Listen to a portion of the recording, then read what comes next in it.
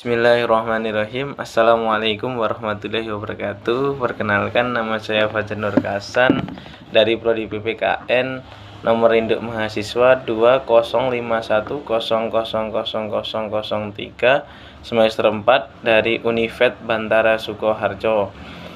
Di sini saya akan menyampaikan 3 hal. Yang pertama, pengertian hukum acara perdata.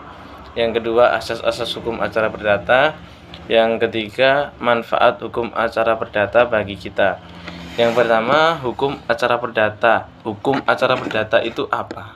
Yaitu hukum yang mengatur bagaimana cara menjaminnya, ditegakkannya, atau dipertahankannya hukum perdata material. Jadi intinya hukum acara perdata ini bagaimana jadi hukum yang mengatur ditegakkannya atau diterapkannya hukum perdata material. Jadi tujuannya untuk menegakkan hukum perdata material. Yang kedua, asas-asas hukum acara perdata. Yang pertama, hakim bersifat menunggu. Artinya itu perkara yang disidangkan itu harus oleh pihak yang berkepentingan. Jadi hakim tidak boleh mencari perkara ataupun tidak ada tuntutan, maka tidak ada hakim. Yang kedua, hakim bersifat pasif, yaitu hakim tidak boleh menambah atau mengurangi sebuah perkara tersebut. Hakim itu menjadi pimpinan sidang yang bersifat aktif. Yang ketiga, sidang pengadilan terbuka untuk umum. Terdapat dalam Undang-Undang Nomor 48 Tahun 2009 Pasal 13 yang artinya menjamin peradilan itu tidak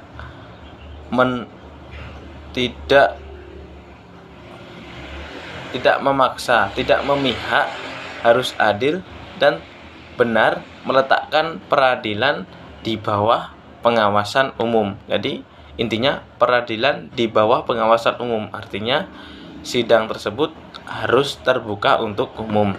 Yang keempat, yaitu mendengarkan kedua belah pihak, yaitu hakim tidak boleh mendengarkan salah satu saja, jadi keduanya harus didengarkan. Terlebih lagi, hakim tidak boleh hanya mendengarkan satu belah pihak lalu dianggap benar, itu tidak boleh.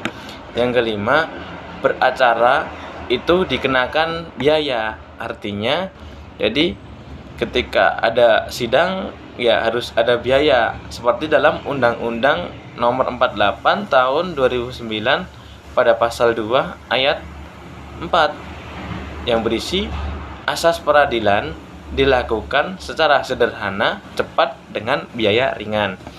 Yang keenam, tidak ada keharusan untuk mewakilkan seperti dalam HIR pasal 123, yaitu tidak ada keharusan yang dilakukan kedua belah pihak untuk mewakilkan dalam pengurusan perkaranya kepada ahli hukum.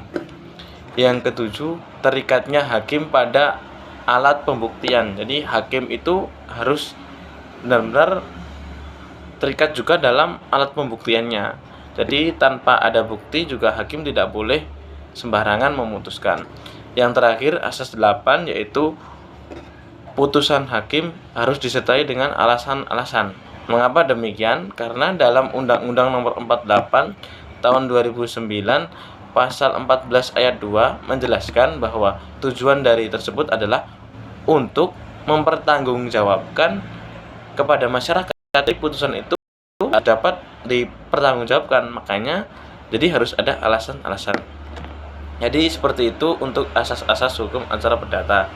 Sedangkan untuk manfaat hukum acara perdata, apa sih manfaatnya? Yang kita ketahui secara umum tujuannya kan untuk ditegakkannya atau dipertahankannya hukum secara material. Nah, isinya dari hukum acara perdata itu kan yang pertama kan ada proses-proses, terus ada tahapan-tahapan, terus ada bagaimana prosedur untuk menangani kasus, ada aturan-aturan hakim seperti ini memutuskan. Jadi intinya manfaatnya adalah kita tahu bagaimana cara menyelesaikan sebuah perkara melalui proses tahap tersebut. Jadi dengan adanya hukum acara perdata ini, kita bisa tahu bagaimana caranya, prosedur-prosedurnya, tahap-tahapnya, lalu putusan-putusnya bagaimana, lalu asas-asasnya bagaimana. Mungkin seperti itu.